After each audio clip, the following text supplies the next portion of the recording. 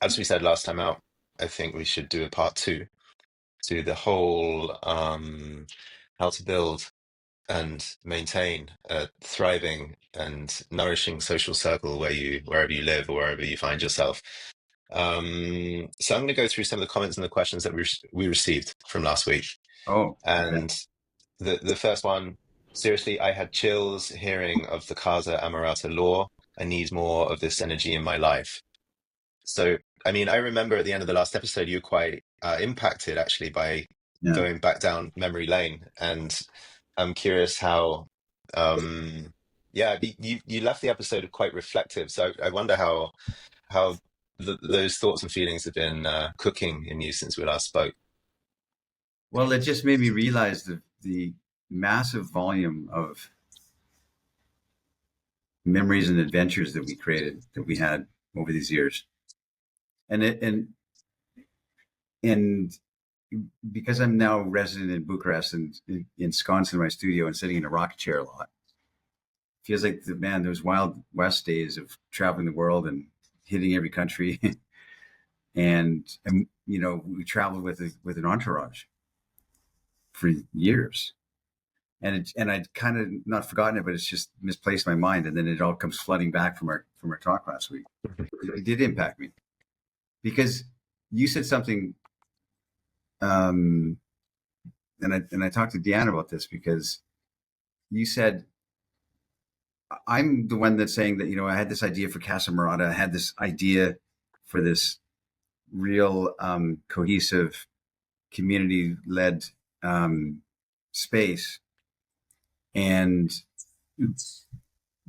buying into a hostel and all the kind of stuff that I did over the years, right? And to try and create this place called Casa Amaralta that has this place of light and love and beauty and harmony. And we tried variations on it over the years and moved on and did other things. And we always had this stellar goal. And it never felt like quite like we hit it exactly. There was always something twisted in it that we had to go, okay, wait a minute. But you said something that kind of set me back. You said from us on the outside, when we would approach the Casa Amaralta, man, it was glorious. It was everything that you thought you wanted it to be from the outside. And when I think of it in that perspective, and lift my head up and take a look at it from the side, it was pretty. We had some pretty amazing things. We created some incredible living spaces. We had a lot of joy and a lot of fun and a lot of celebration, a lot of guitars and a lot of people coming in and blown away. And that's not stopped. It's just that I feel like I'm in a bit more of a writing phase, and but we really had something magic for the last 20 years.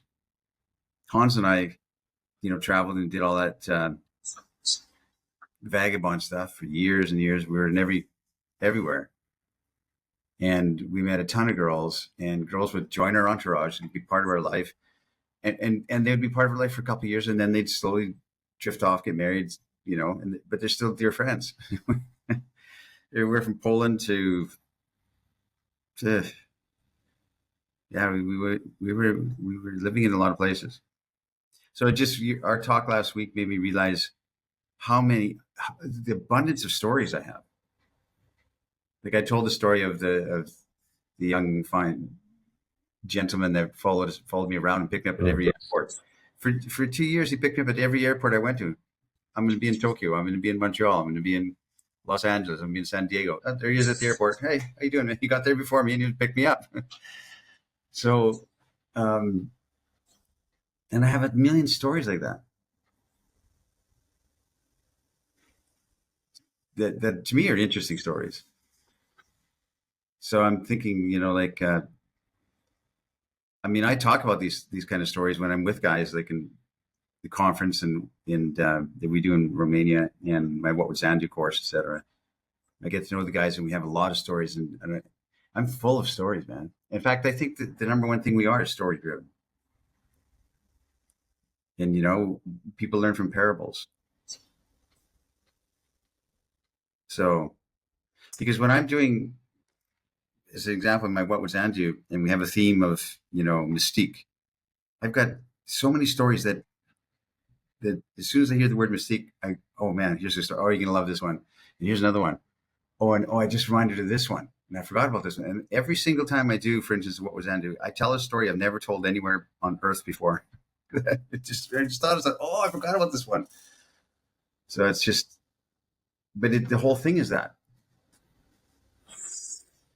So anyway, that it impacted me a lot because it just came flooding back all the raucous living in the wind adventures we had.